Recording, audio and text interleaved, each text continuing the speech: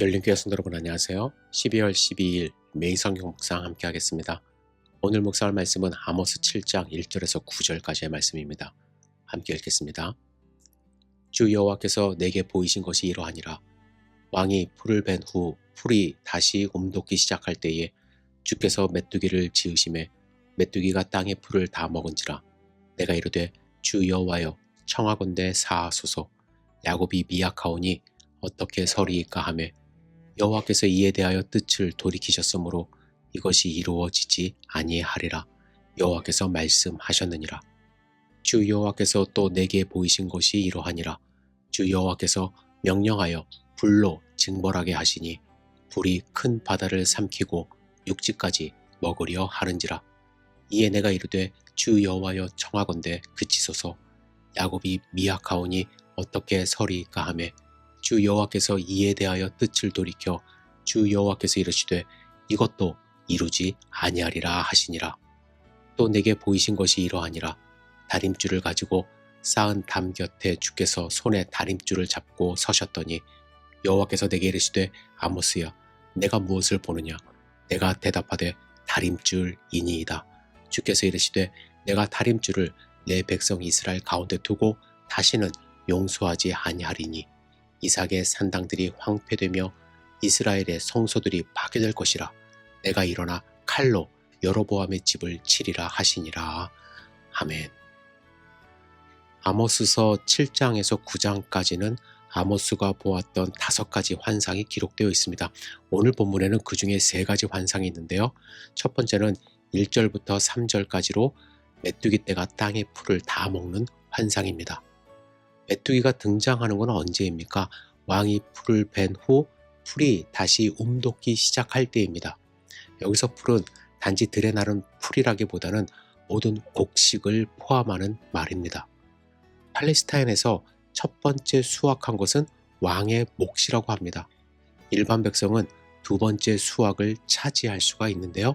다시 움돋은 풀은 첫 번째 수확 후 다시 움돋는 풀은 첫 번째 수확 후 다시 자라는 풀을 뜻하는데 3월 말이나 4월 초에 있는 늦은 비를 맞고 자라는 풀입니다. 이때는 왕이나 부자의 수확이 끝난 후이기 때문에 재앙이 온다 해도 왕이나 부자들에게는 타격을 입히지 못하고 가난한 백성들이 위협을 받게 됩니다. 아모스가 본 환상은 첫 번째 건초 수확 이후 두 번째 수확하기 전에 하나님께서 만드신 메뚜기가 땅의 풀을 다 먹어버리는 것이죠. 메뚜기 때 환상을 본 아모스는 이때 중보 기도를 드립니다. 청하건대 사하소서. 야곱이 미약하오니 어떻게 서리이까. 여기서 사하소서라는 말은 재앙의 원인이 되는 죄를 용서하셔서 임박한 재앙을 피하게 해달라는 것입니다. 그는 야곱이 미약해서 설 수 없다고 말을 합니다. 설 수 없다는 것은 이 재앙을 견딜 수 없다는 뜻이죠. 야곱이 미약하다는 것은 아이가 잘못했을 때 부모가 아이를 불쌍히 여겨 용서한다는 심정이 담겨져 있습니다. 이렇게 간절함으로 기도했을 때 하나님이 그 벌을 내리지 않겠다고 하셨어요. 두 번째 환상은 4, 6절로 바다와 육지를 먹어버리는 불로 인한 심판입니다. 불은 하나님의 심판을 상징합니다. 아모스가 본 환상은 불이 큰 바다를 삼키고 육지까지 먹으려 하는 재앙입니다. 큰 바다는 아마도 농토의 샘물들과 지하수를 공급하는 땅 밑의 바다를 뜻하는 것일 거예요. 육지는 이스라엘 땅뿐만 아니라 땅 위에 사는 모든 백성까지도 포함하는 내용입니다. 재앙을 본 아모스의 반응은 무엇입니까? 첫 번째 환상의 경우와 같아요. 재앙을 내리실 것을 예고하신 하나님 앞에서 백성을 위해 중보 기도를 드리고 하나님은 재앙을 돌이키십니다. 그리고 이 세 번째 환상은요, 다림줄 환상인데 첫 번째와 두 번째 환상과는 좀 형식이 달라요. 처음 두 환상에서는 환상을 보이시면 예언자가 주도권을 가지고 중보 기도를 하나님께 드렸습니다. 그러나 세 번째 환상은 하나님께서 주도권을 가지고 끝까지 심판을 선포하세요. 환상 중에 하나님께서 다림줄을 손에 쥐고 담 곁에 서 계십니다. 담은 성읍이나 집을 둘러싼 담벼락이잖아요. 전체적인 방어 시스템입니다.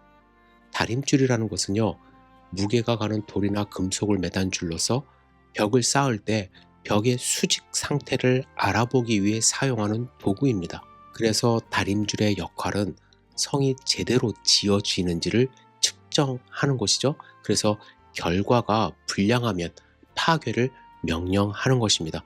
지어져 봐야 이건 어쩔 수 없이 무너져 내리게 되어 있기 때문에 그렇죠. 하나님은 환상을 본 아모스에게 지금 무엇을 보느냐고 물으십니다. 아모스는 환상을 보고 다림줄이라고 말씀을 드려요. 여호와께서 담벼락에 다림줄을 잡으시고 성을 평가하신 후에 그 행동을 내가 다림줄을 내 백성 가운데 두었다라고 말씀하십니다.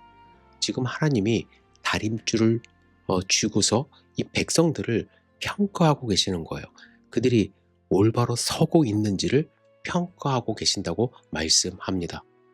부술 건물을 측정할 때 다림줄을 사용하는 것처럼 각도가 맞지 않으면 이스라엘 백성을 다림줄로 평가할 때 이스라엘 백성이 만약에 제대로 서지 않으면 헐어야 할 건물과 같이 담벼락과 같이 멸망받아야 할 백성으로 하나님이 말씀하십니다. 그 측량에 근거하여 하나님은 이스라엘 백성을 용서할 수 없는 존재라고 말씀하십니다. 다시는 용서하지 않는다라는 표현은 이미 여러 번 용서했지만 이제는 더 이상 용서할 수 없는 임계점에 다다른 것 같은 느낌을 전해줍니다. 1절에서 6절까지 멸망을 선포받고 아모스의 중보기도에 따라 용서받고도 여전히 죄를 짓는 백성을 향하여 언약이 담긴 내 백성이라고까지 부르면서 그럼에도 불구하고 하나님은 멸망을 통보하십니다. 이제 이스라엘의 멸망은 돌이킬 수 없습니다. 여러분, 하나님은 그들에게 심판의 말씀을 주시고 환상까지 보여주셨습니다. 그럼에도 그들은 돌아오지 않았습니다. 여러분, 잘 생각하셔야 돼요. 하나님은 이스라엘 백성들뿐만 아니라 지금도 다림줄을 잡고 우리의 삶을 지켜보고 계십니다. 아직 아무 일도 일어나지 않는다고 해서 하나님이 아무 일도 하지 않는 것은 아닙니다. 지금도 우리를 관찰하시고 우리의 삶을 바라보시는 하나님을 경외해야만 합니다. 두려워할 수 있어야 돼요. 그래서 오늘 본문과 같은 하나님 말씀, 심판의 말씀을 마음 가운데 새기고 그 말씀대로 살아가며 하나님의 말씀을 선포하는 삶을 살아야 할 것입니다. 우리는 과연 하나님이 쥐고 계시는 그 다림줄에 맞추어 우리의 삶을 세워가고 있는지 스스로 돌아보시는 하루 되기를 주님의 이름으로 축복합니다. 기도하겠습니다. 좋으신 아버지 하나님, 하나님 앞에 우리가 올바로 서고 있는지 다림줄을 붙들고 계시는 하나님을 경외하며 나의 삶을 돌아볼 수 있도록 인도하여 주시옵소서. 나의 삶이 하나님 말씀에 좌우로나 우로나 치우치지 않도록 인도하여 주시고 하나님만 경외하며 살아갈 수 있도록 인도하여 주시옵소서. 예수님의 이름으로 기도드렸사옵나이다. 아멘.